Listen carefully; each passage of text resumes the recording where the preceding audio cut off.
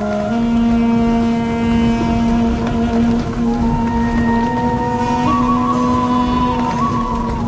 the late 12th century, tensions between the Crusader Kingdom of Jerusalem and Saladin had reached a breaking point. Saladin had unified Muslim territories in Egypt and Syria and sought to reclaim Jerusalem from the Western European Christians, particularly the Franks. A truce between Saladin and the Crusaders was repeatedly undermined, particularly by Reynald of Châtillon, Lord of Ultra-Jourdain, who attacked Muslim caravans, including one allegedly carrying Saladin's sister, in which she was killed. In response, Saladin launched a major campaign in 1187, mobilizing an army in the region of 20,000 to 30,000 men, including a large contingent of Turkish and Kurdish cavalry, as well as archers and infantry.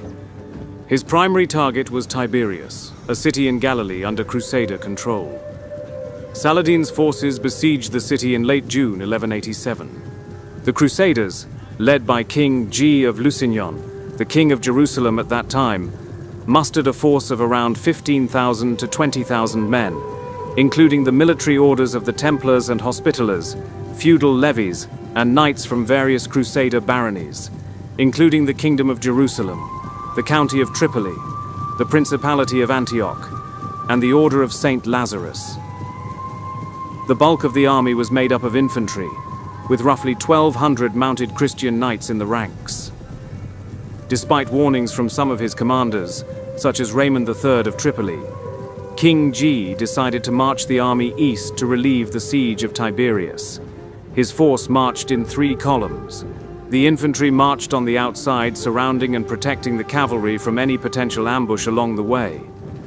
King G's decision to march out was his belief that he could surprise Saladin or force a decisive battle on open terrain, a belief which was coiled in arrogance and a sheer lack of military experience. After many hours of marching, the exhausted and dehydrated Crusader army had reached the arid plain near the Horns of Hattin, 2 volcanic hills that gave the battlefield its name.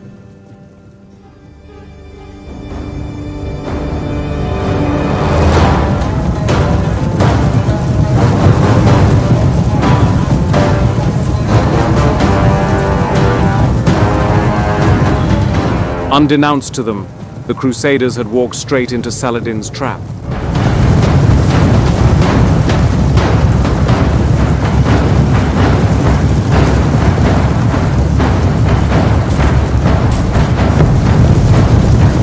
Saladin's mounted horse archers sprung out and encircled the Crusaders from all directions. The Crusaders opted to continue marching.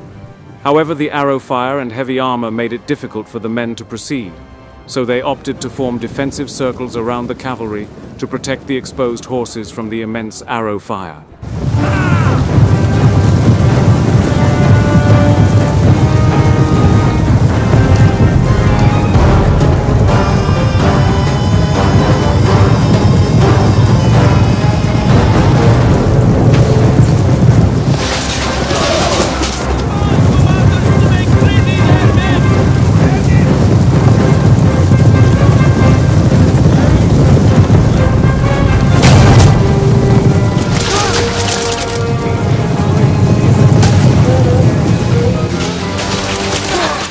The defensive formation of the Crusaders was enough to stave off the bulk of the attack.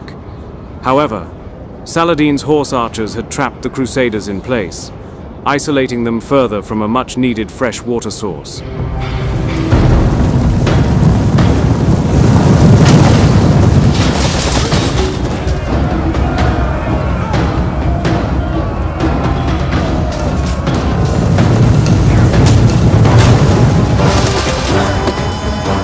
Without water, the heat of the desert would swiftly turn on King G's men, and mass casualties and routing would inevitably ensue.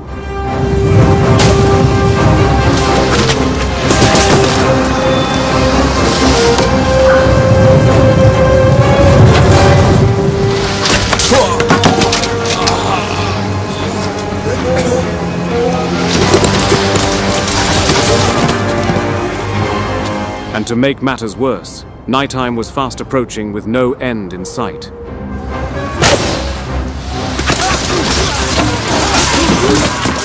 Saladin's cavalry tested the Crusader infantry ranks by charging at them, and quickly disengaging before they had enough time to form up their knights.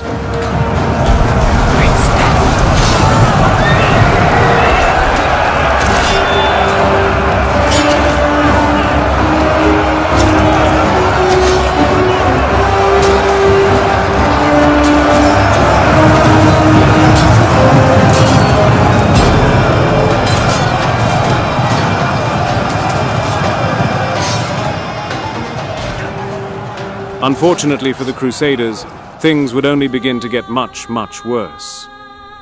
During the night, they had set up their camps, hoping the attack had ended for the day, and they could get some much-needed rest. This, however, was not to be the case. Saladin's skirmisher cavalry continued to harass the Crusaders in their camps. They loosed arrows and set fire to their tents, leading to screens of hot smoke streaming across their tents, only worsening the heat and further adding to the misery of the already exhausted, dehydrated, and heat-stricken Christian troops. By this point, all that was on the Crusaders' minds was to get to the nearest water source by any means necessary.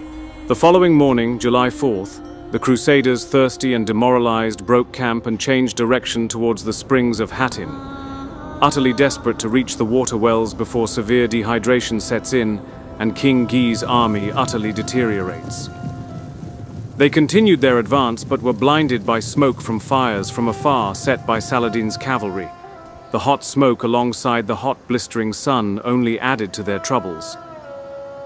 Saladin's forces were fresh and fully resupplied throughout the night. They stalked the Crusaders. Saladin watched carefully to see what King Guy would do next. Observing the Christians maneuver towards the village of Hattin, Saladin swiftly ordered his cavalry to block their path.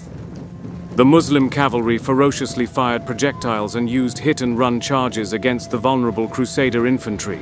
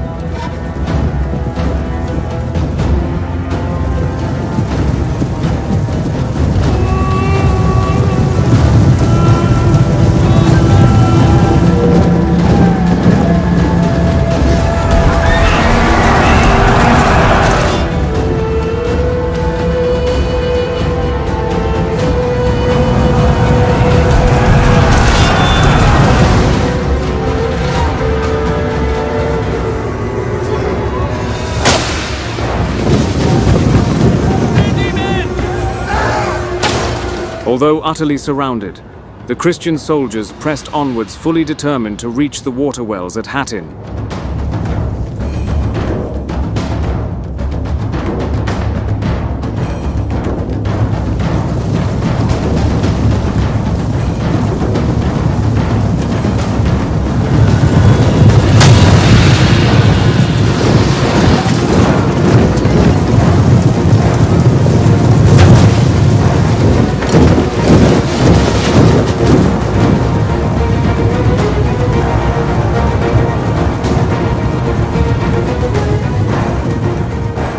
The Muslim cavalry are careful not to get tied up in a prolonged melee, as the Crusader cavalry and heavy mounted knights, although not at full strength, are still extremely dangerous and detrimental if caught from a frontal charge. They keep their distance, slowly dwindling down the Christian infantry and drawing out any stragglers.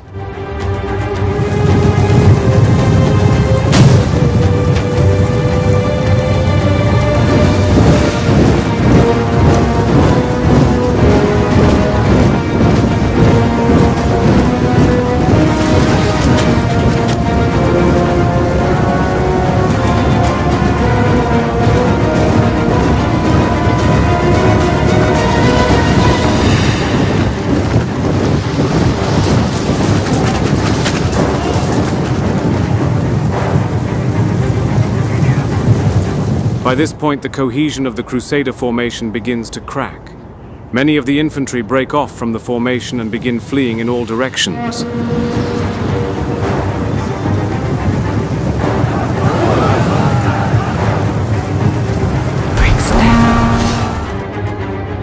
Many flee east towards Hattin, with some fleeing northward toward the town of Nimrin. With this desperate action, an opportunity arises for the Muslim cavalry to exploit. Saladin acts swiftly, sending forth his heavy cavalry to begin attacking the now disorganized Crusader formation.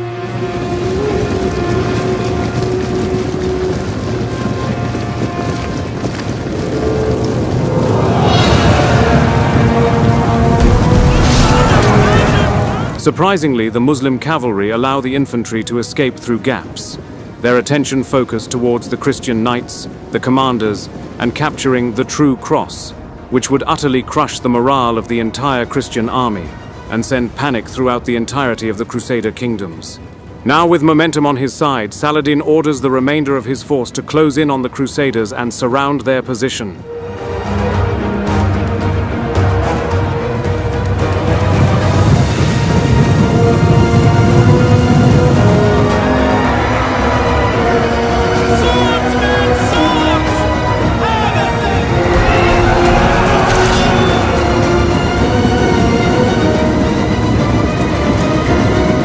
With a large section of Crusader infantry having fled the battlefield, King Ji and his knights are abandoned and attacked by heavy Muslim riders.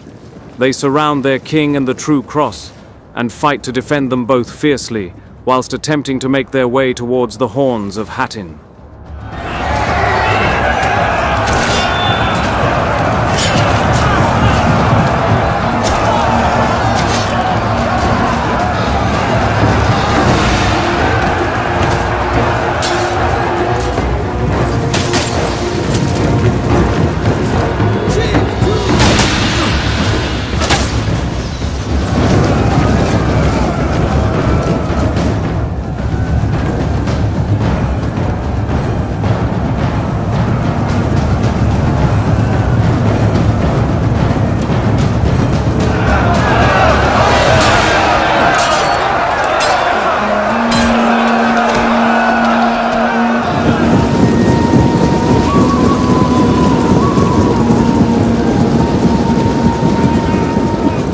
The Crusaders formed defensive circles, but discipline and morale was all but lost. Multiple cavalry charges, including desperate efforts by the Templars, were repelled. By this stage, the fight evolved into more of a struggle for survival, as opposed to a battle. The True Cross was captured by the Muslims in the heat of the fighting, inevitably signaling the end of the struggle, quickly followed by Muslim forces overwhelming the knights and infantry. King Ji ordered his remaining men to surrender. The defeat was catastrophic for the Crusaders. Most of the Crusader nobility were captured, including King Ji, Reynald of Chatillon, and the Grand Masters of the Templars and Hospitallers. Saladin executed Reynald personally, in revenge for his attacks on Muslim caravans. The Templar and Hospitaller knights were also mostly executed, considered too dangerous to ransom. Only a few managed to escape, notably Balian of Ibelin and Raymond of Tripoli. Following Hattin, Saladin rapidly captured Acre, Nablus, Jaffa, Ascalon, and eventually Jerusalem on October 2nd, 1187, with relatively little resistance, as the Crusader military strength was shattered. The Battle of Hattin marked the effective end of Christian power in the Holy Land for decades. It led directly to the Third Crusade from 1189 to 1192, launched by Richard the Lionheart, Philip II of France, and Holy Roman Emperor Frederick Barbarossa to recover Jerusalem. Saladin's victory elevated his reputation across the Islamic world and earned him legendary status in both Muslim and Christian chronicles.